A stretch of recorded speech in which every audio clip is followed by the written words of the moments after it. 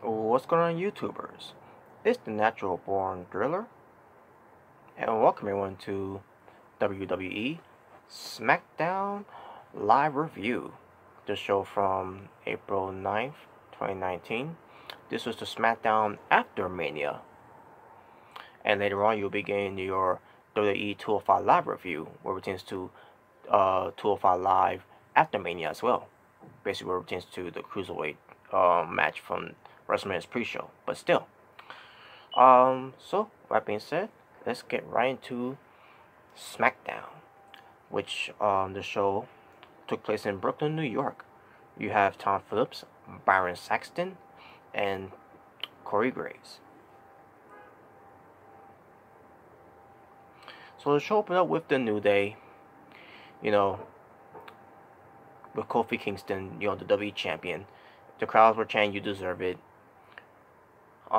Basically the ring was filled with decorations, rainbow balloons, colorful sheets on the turnbuckle with pancakes on the ring post. The ring map, I think it was blue or light blue, wherever it was, I don't know, but I like, you know what?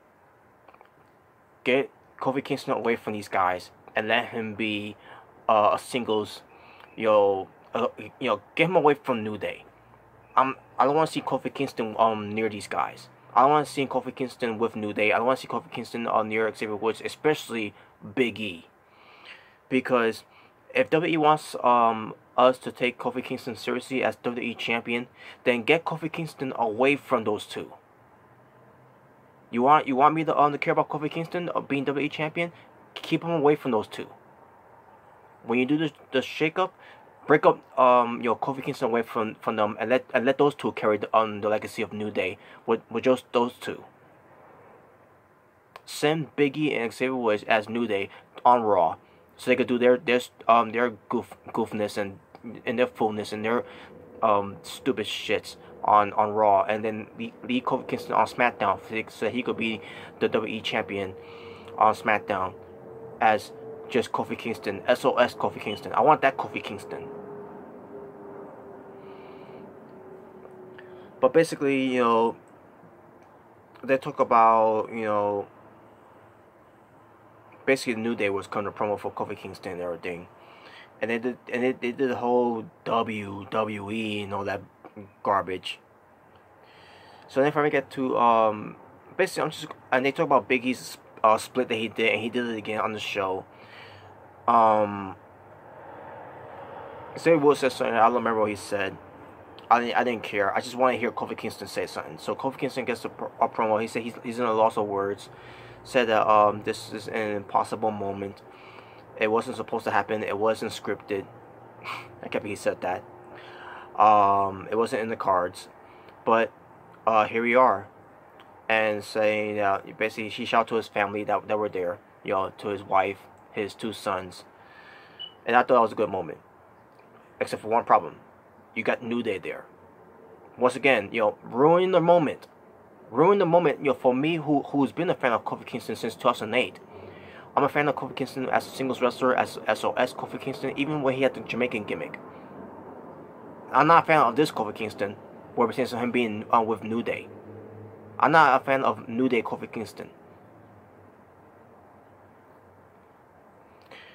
But it was a good promo there that Kofi Kingston cut. And also, we got the bar coming out.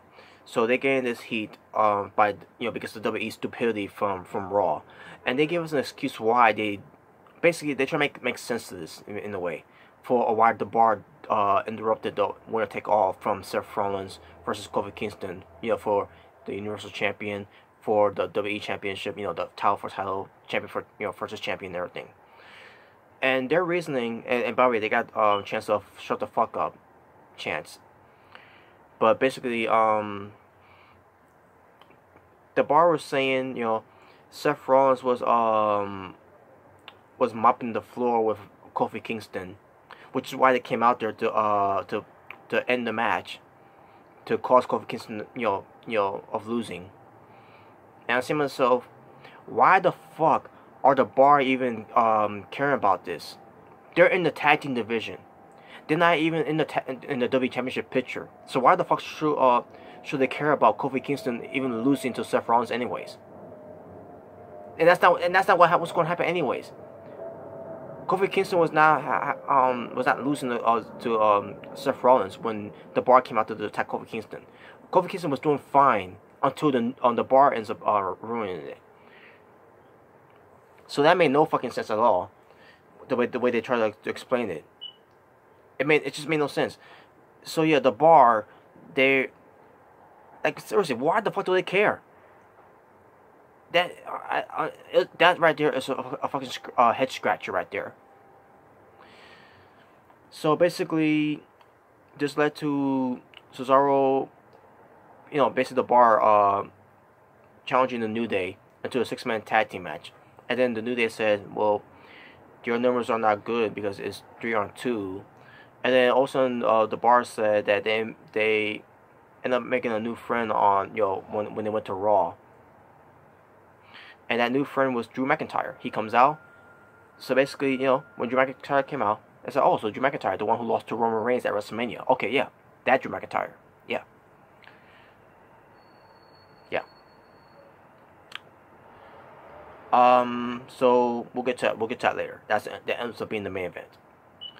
Aleister Black, Ricochet, and Mustafa Ali versus Andrade Cien, Rusev, and Shinsuke Nakamura. You have Selena Vega and Lana at ringside for them. Basically for Andrade, Selena Vega, Rusev, Lana. But what pertains to Naka Rusev, that tag team, which is going to end pretty soon.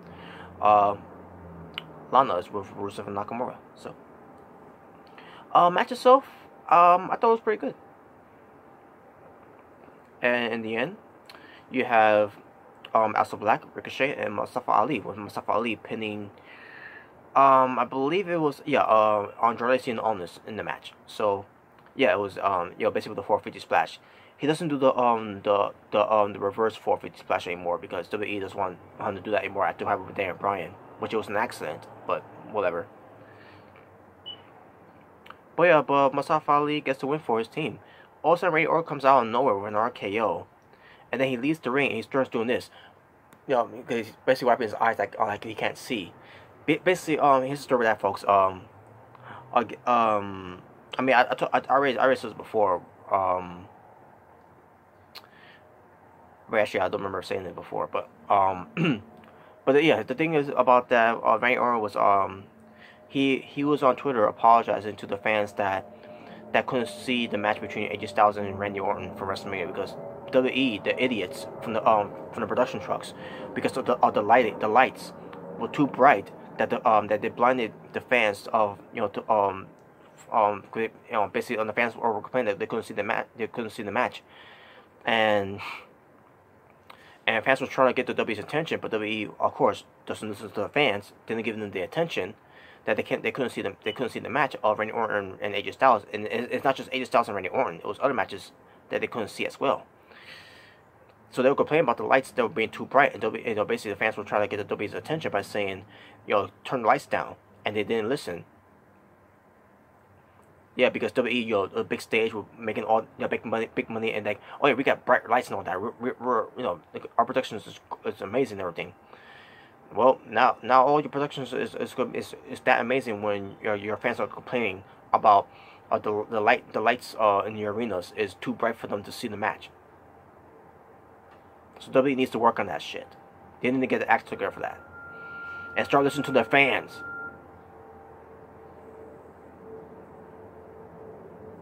So after that happened, also Kevin Owens comes out of nowhere and stunners Rusev.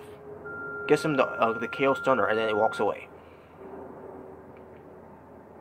Or whatever.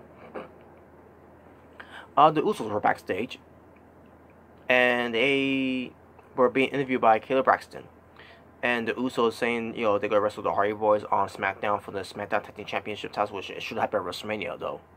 This is the match which should happen at WrestleMania, but instead we're going to get on SmackDown instead.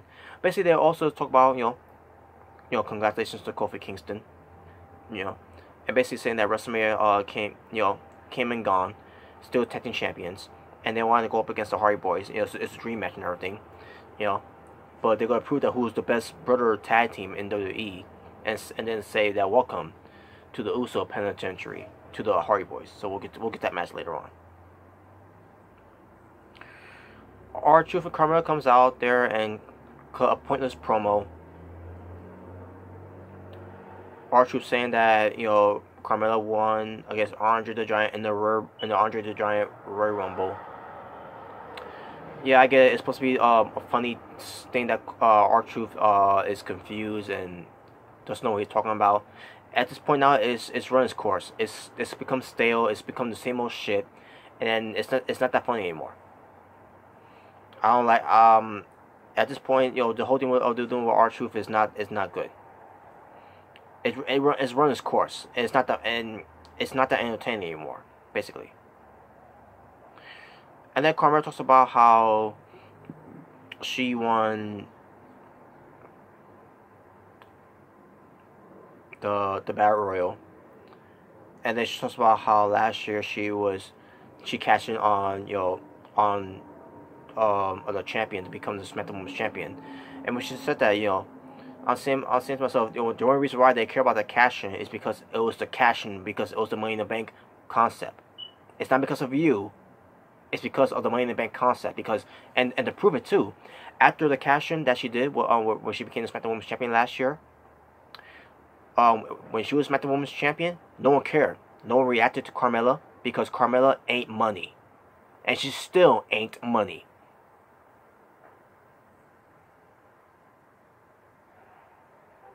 And the only reason why they're reacting to Carmella right now because of this whole dance break and being paired over R-Truth.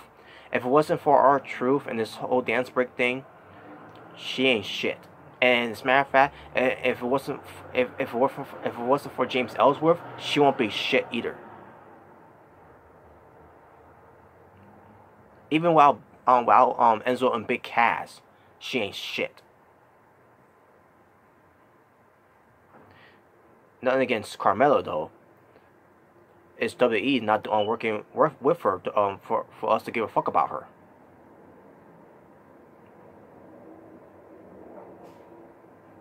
So sure enough, Samoa Joe comes out and beats up on R-Truth, which is good. Get him out of the ring, and then Samoa Joe goes a promo saying that he took care of Rey Mysterio Jr. in less than 60 seconds at WrestleMania, looking dominant and everything. And he cut a good promo, by the way. And he's warning everyone's, you know, that he's gonna destroy anyone in the WWE. And then Braun Strowman shows up. Huh? So first Drew McIntyre, and now Braun Strowman. Basically, they're telling us here that they're gonna be in the Superstar Shakeup, that they're gonna be end up on SmackDown. What a way to spoil that surprise, WWE.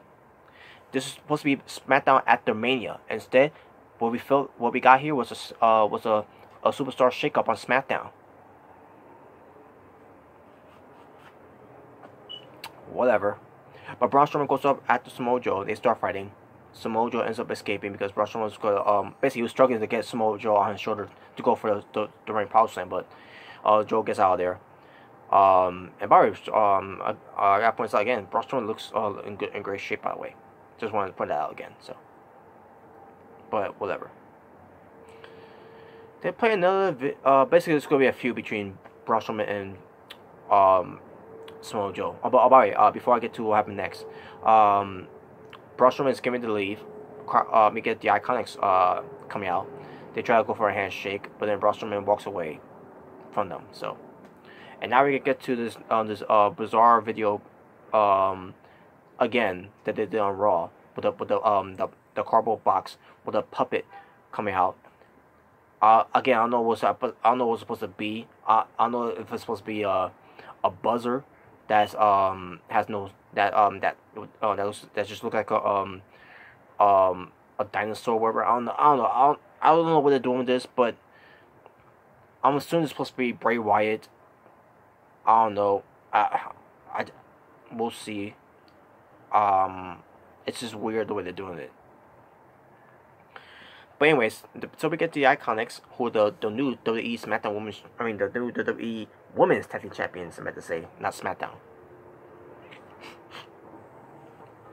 Peyton Royce said that WrestleMania they defied all the odds. And they became tag team champions, and they talk about how they don't just talk, they also walk. Basically they don't just talk the talk, they walk the walk. I'm trying to remember if Billy Kay said something, but basically they challenge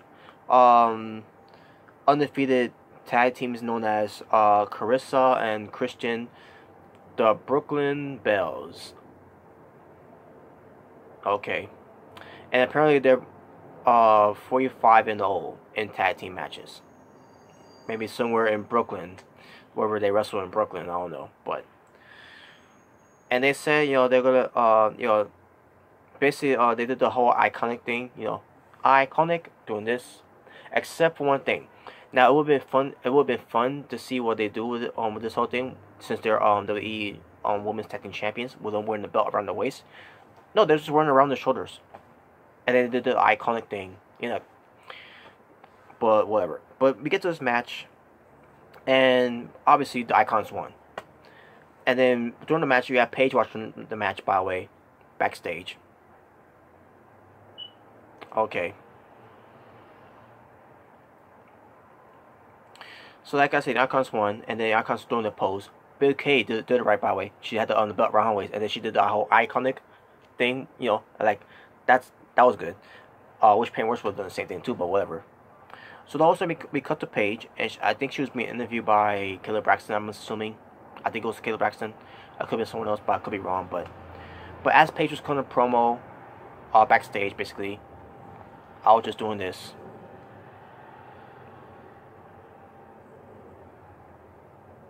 And then all of a sudden she stopped talking, because all of a sudden we get to the next segment, and I say, oh, she stopped talking? Okay. I don't care about what Paige had to say. But basically what she said is that she was impressed, but then she's going to bring some tag teams that's going to be more impressive next week on SmackDown. I'm assuming this could probably be a call-up from NXT to go to SmackDown. I'm assuming it's going to be the Pirate Princess. And if that's the case, it's going to be shit. Not because of, Kairi Sane and Io Shirai. The Pirate Princess, they're good. The reason why it's going to be shit is because of Paige. And it's just how I feel. But also, we get Shane McMahon coming out. He's looking sore. He's selling the beanie he got from The Miz from WrestleMania. And he also got a black eye. And says that Kofi Kingston will won the WWE Championship, and saying that Becky Lynch is the women's champion for Raw and SmackDown. And also needs to mention too, he's got the Best in the World trophy with him there. Whatever. And says that people wanted to see Shane McMahon face defeat The Miz, instead of seeing guys like Kofi Kingston and Becky Lynch having their moments at WrestleMania. And then it talks about how he explains how he got the black eye, and he got the black eye because of The Miz's dad. And it seems so what? Now I was watching WrestleMania. It wasn't because of The Miz's dad. It was because of The Miz, because Shane McMahon beat up on the Miz's dad. Like what the whatever. But the fans were saying you deserve it, Shane McMahon, And like it seems so wait a minute, you fans were, I'm assuming y'all watched WrestleMania. Y'all know that whatever. These fans, they're just having fun, I guess, because it's the just whatever. Also, he calls in Greg Hamilton into the ring, where it pertains to the whole ring introduction for Shane McMahon, because he wasn't doing it right. And also we get CM Punk chants, right? And then when CM Punk hears that, Shane McMahon was like, please. Which it was hilarious, because he was basically reacting to what the fans were saying about CM Punk being the best in the world, because Shane McMahon referenced the best in the world, and then that's when the fans started chanting for CM Punk, and then that's when Shane McMahon was like, please, basically saying that CM Punk best in the world, please. I thought that was hilarious. So then we also get something here that I got tired of this stick to and all. Sure Man is basically threatening to beat up on Greg Hamilton because he's not doing it right, and he's choking him with a tie, saying you're choking, you're not doing it right. And I say to myself, okay, this is getting old now. I don't care about this anymore. So yeah, and that was a segment. Didn't care, so whatever. Now we get to the SmackDown Tag Team Championship match. The Usos defends the tag team titles against the Hardy Boys. The Hardy Boys looks like old school the Hardy Boys, basically. Especially Jeff Hardy. He doesn't wear he doesn't got the face paint anymore, by the way, folks. They got rid of that now. Whatever. But at least Matt Hardy still got his hair. You know, the hair of him being broken, Matt Hardy. So the match itself, pretty good match. We could have got this at WrestleMania, but instead we got a SmackDown at the Mania instead. Whatever, right? So the match was, like I said, was pretty damn good. And the Hardy Boys won. Whoa, really? They won. They beat the Usos to become the new SmackDown Tag Team Champions. I'm like, wow. And at the same time, I should have seen this coming too, by the way, because the Usos, they got no entrance. Because the Hardy Boys did their entrance and they went to commercial break. We come back from commercial break, Usos are already in the ring. So that right there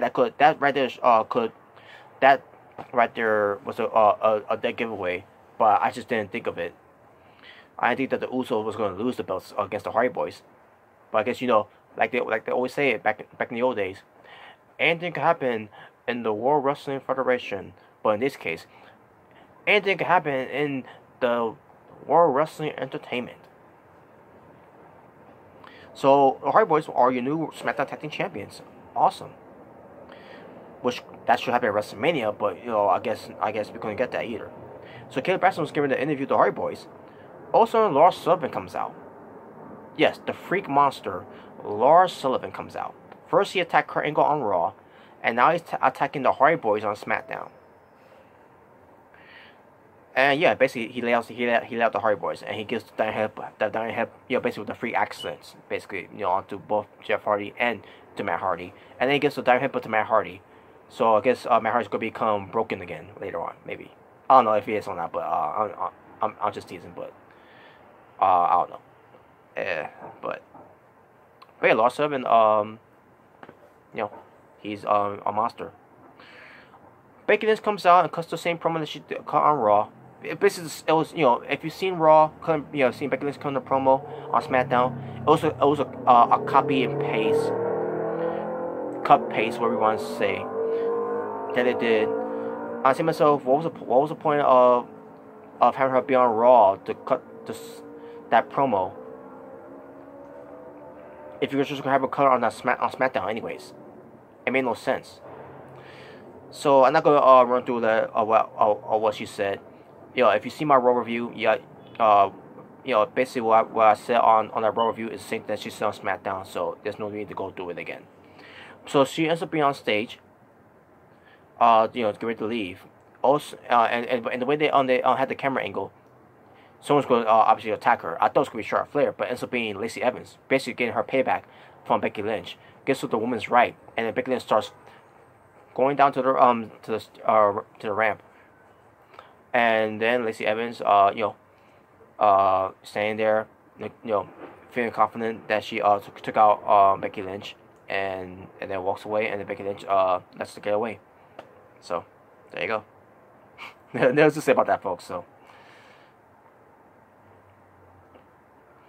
now we get to the main event: the New Day versus the Bar, which is Sheamus and Cesaro, and Drew McIntyre.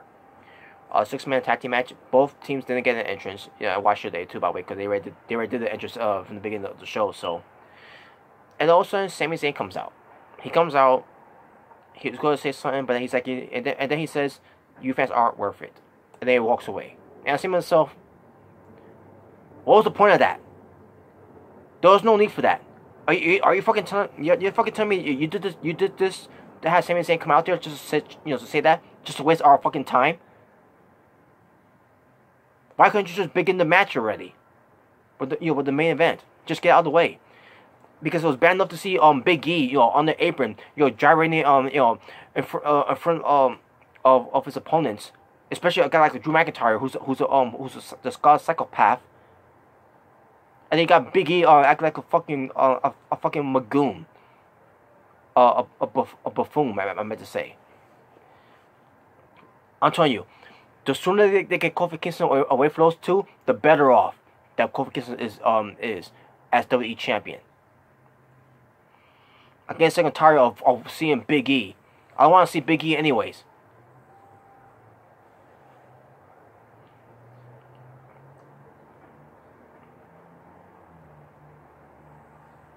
So the match happens. It was a decent match.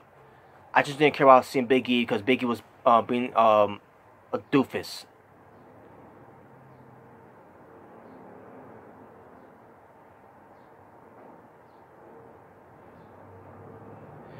But Kofi Kingston picks up the win by pinning Sheamus in the match, and then Kofi Kingston celebrates with his family. He brings his family into the ring. It was a good moment there.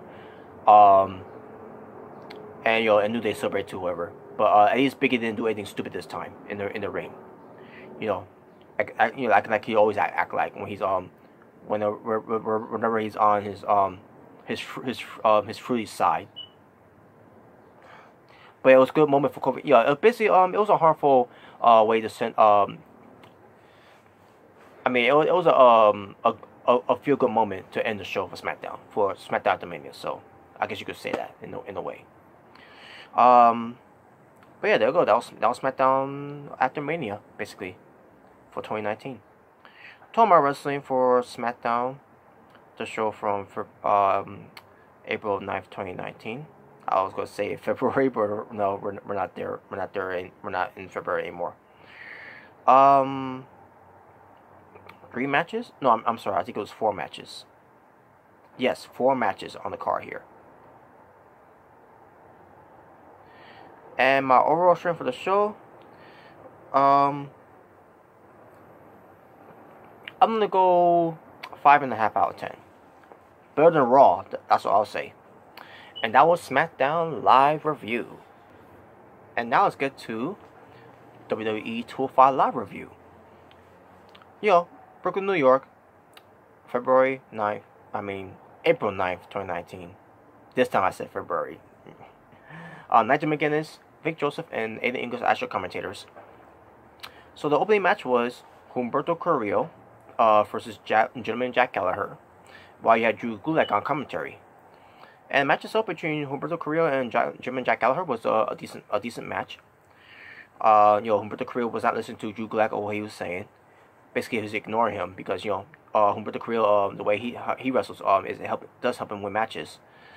But Drew Gulak was not having any of it, and he decided to cost Gentleman Jack Gallagher the match by attacking Humberto Carrillo, beats him up and everything.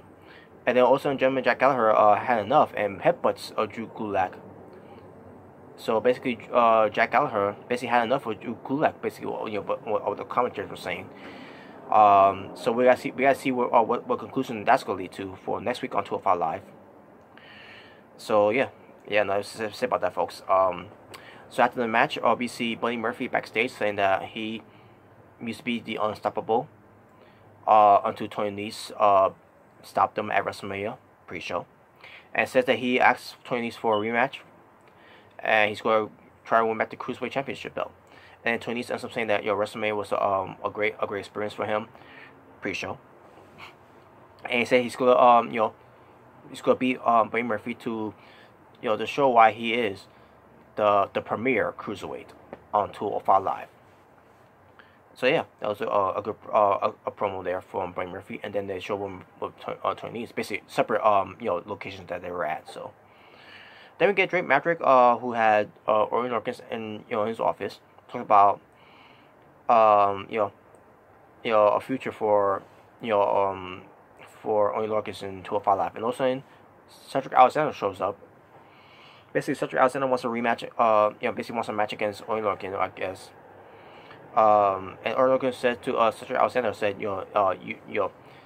saying that Orton Orkins is the future of 205 Live, and then Orton Orkins says, well, for me to be that future, in 205 Live. You know, to be the man, you have to beat the man, and he wants to beat that man, who is the franchise player in 205 Live, which is Cedric Alexander.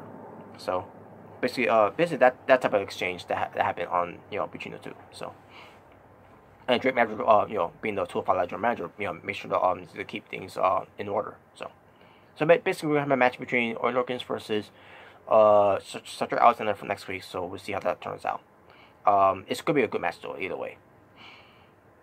And finally, the main event is the WWE Cruiserweight Championship match. Buddy Murphy, this time coming in as a challenger, going up against Tony Nese, the premier Cruiserweight, who was the Cruiserweight champion. This is the WrestleMania rematch from the pre-show. So yeah, so we get to this match. Pretty damn good match. Back and forth action, and you know, at one point, Buddy Murphy faded a knee injury. You know, to try to get a shortcut here to be up on Tony Nese. They fight outside the ring. You know, sending each other into barricades and barricades and all that.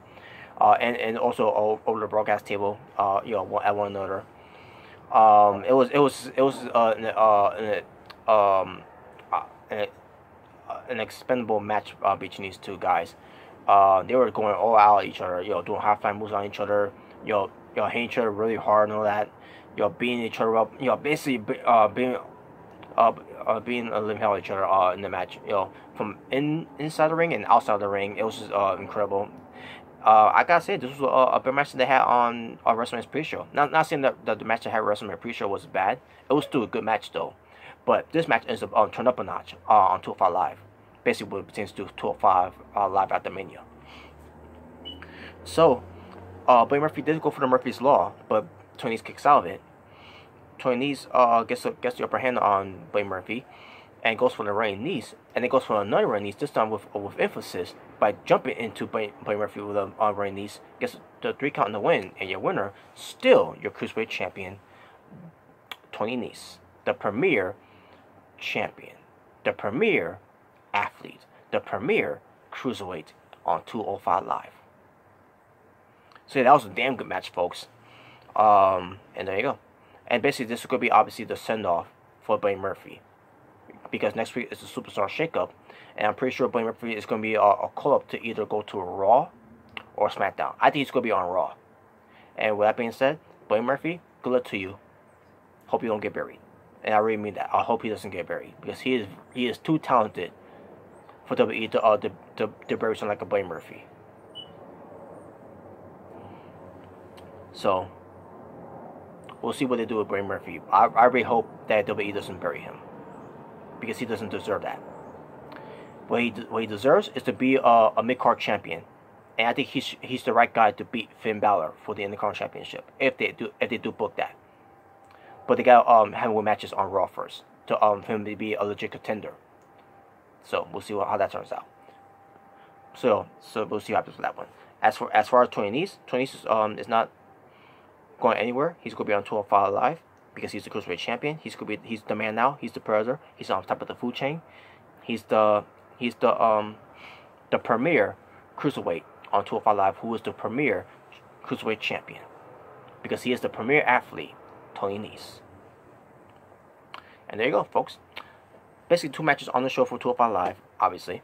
So my overall rating for the show, I'm gonna go 7 out of 10 for this show. Very good show, namely because of the main event that was for the Cruiserweight Championship. So there you go, folks. That was your 205 Live review. So I hope you enjoyed this WWE SmackDown and 205 Live review, the show from April 9th, 2019. That being said, thank you all for watching. It's the Natural Born Driller, saying peace on the streets.